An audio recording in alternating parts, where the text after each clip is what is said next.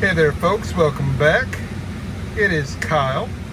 Today is Monday, July 8th, 2024, and we are going to take full self-driving version 12.4.3 on a drive to see how well it goes.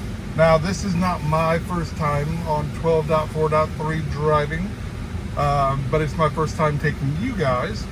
And maybe we will see some of the hiccups that this version is having.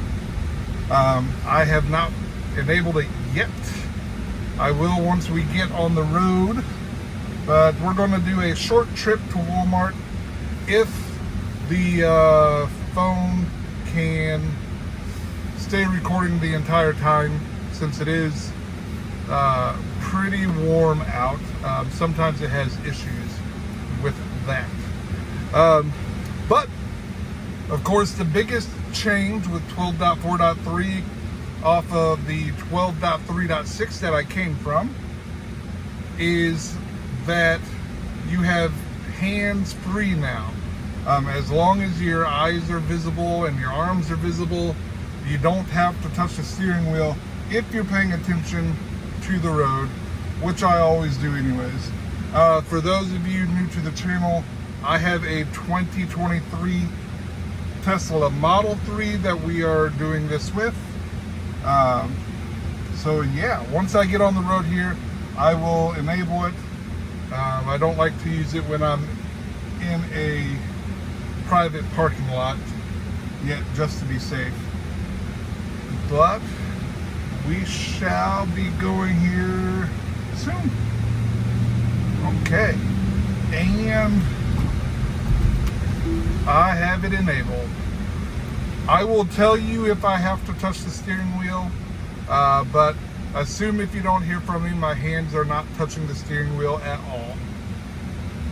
All right. Full self-driving again is enabled. The acceleration from the stop is a lot more comfortable now than it was. So that is excellent.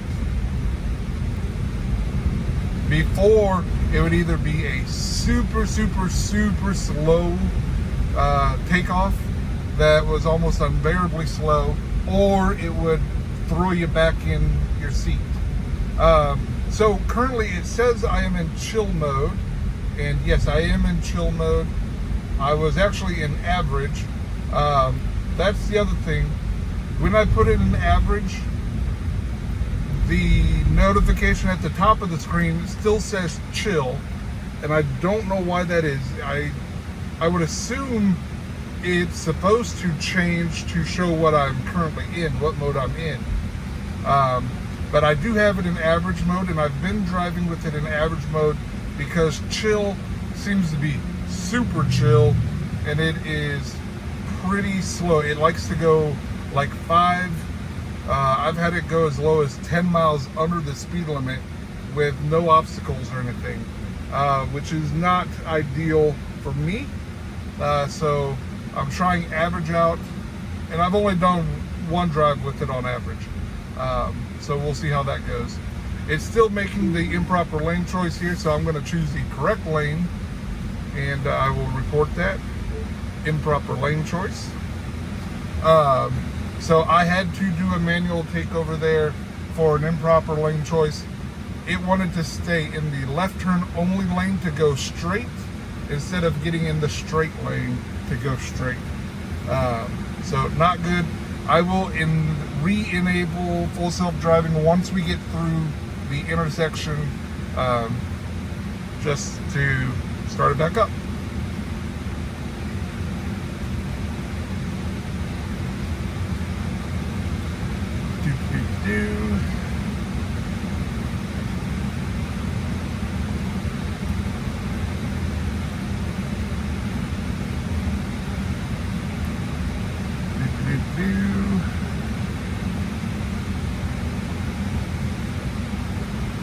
And away we go. Woohoo!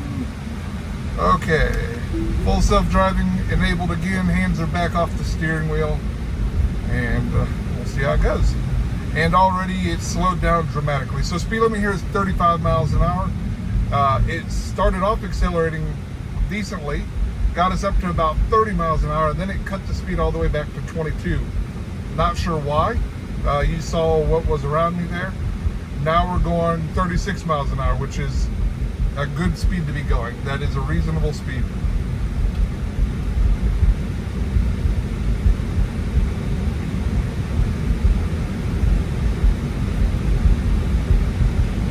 Nice, relaxed drive.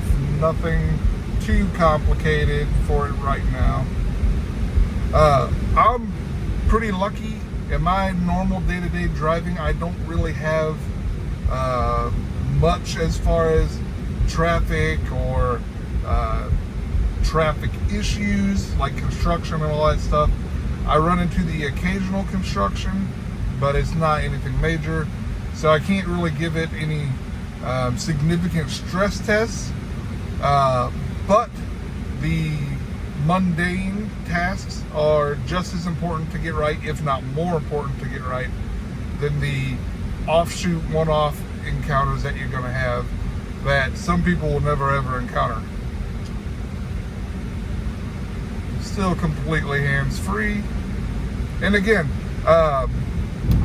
one of my concerns with it being vision-based monitoring was that I'd have to look straight ahead the entire time. I am able to look off at like signs. There's a graphic packaging sign there on the left. I'm able to look at that, watch it as it goes by, not a problem. There's a Social Security Administration sign here. I'll watch that. Watch it all the way past, not a problem. I don't know how long you can go without looking straight ahead before it'll chirp at you. But outside of the one time when I first initiated it, for my very first time, I have not been yelled at, and I have been driving like I normally would. So I haven't done anything, I haven't treated it any differently than I would normally use it. So I think that's a good thing.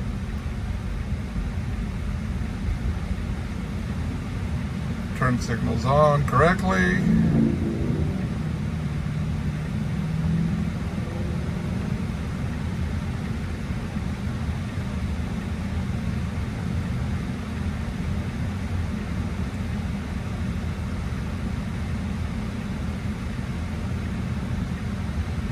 All right.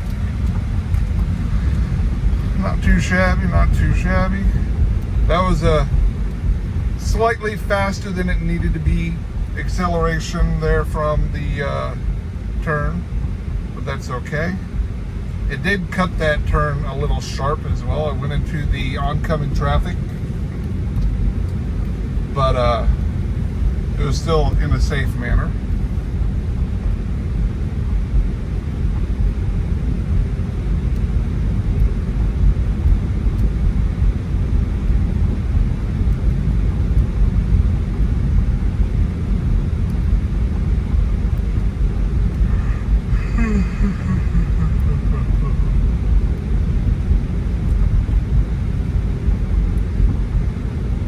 And then normally I would take over here because I like to make a left-hand turn to get to where I like to park. But for sake of testing, I'm going to let full self-driving go to see what it does, where it goes. Yeah, there it did it again. It seems to want to accelerate through the intersection and then slow down once it gets through the intersection. That can be smoother still. It is definitely better than it was in the past. Definitely smoother, but still room for improvement. And I'm not sure what it's doing. Okay, so it's taking this lane. It put on the turn signal 2 lanes ago, which was also a one-way lane, and that would have been fine to take, but it decided to take this one. All right, so as anticipated, the phone overheated while it was recording when we got to Walmart. I believe we made it to the parking lot though. The car, I let it choose where it wanted to go. It turned its turn signal on like it was going to go into the closest turn lane. It skipped that one. It correctly skipped the next one, which was the wrong way. And then it went into the next one. And then I took over because I stopped recording and all that good stuff. But yeah, and then I took full self-driving all the way home. And it's still having the same issue where it'll jerk to the right as I'm driving close to my house. I'll see if I can get that on video tomorrow and include it in a little clip at the end or something if I remember. But I have submitted a ticket for that. Outside of that, you can see it's not that great of an update. It seems like we had quite a few setbacks, but the vision only is really good. That is a huge upgrade, and it's nice being able to drive entirely hands-free, except for when you have to take over to correct the mistakes that it's making. But yeah, so that about does it for today. I am going to go ahead and let you go. For those wondering, I said it's hot out. It's decently warm. It's about 86 degrees. So it's not like super bad, but it's up there. But yeah, so thanks for stopping by, and I will see y'all tomorrow. Take care. Bye-bye. Oh, I forgot. Weighed in today after breaking our fast yesterday earlier than anticipated. Watch yesterday's video for the details on that. Back up to 329, so that is a 4.0 pound increase. It's actually a little bit more, so I've been averaging, or I have been getting exactly 3.4 pounds both times I broke the fast last time. This time was 0.6 of a pound more gained back. Not exactly sure why, considering the amount of stuff that came out after I put it in. I threw up quite a bit from being stupid on breaking my fast, but I needed to break it. So it's a little bit more, 4 pounds up from where we were, but we're still at 329, which is still like almost 14 pounds down from where we started. And again, we're less than 2 full weeks in being down 14 pounds, so that's good. We're still averaging more than a pound a day weight loss. So that is excellent, because even if I could average half a pound a day over the next 68, 67 days until our trip, that'd still be another 33-ish pounds down, which would put me under 300, which is where I want to be.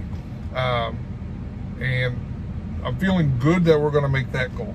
So now, thank you for stopping by, and I'll see you tomorrow. Take care again. Bye-bye.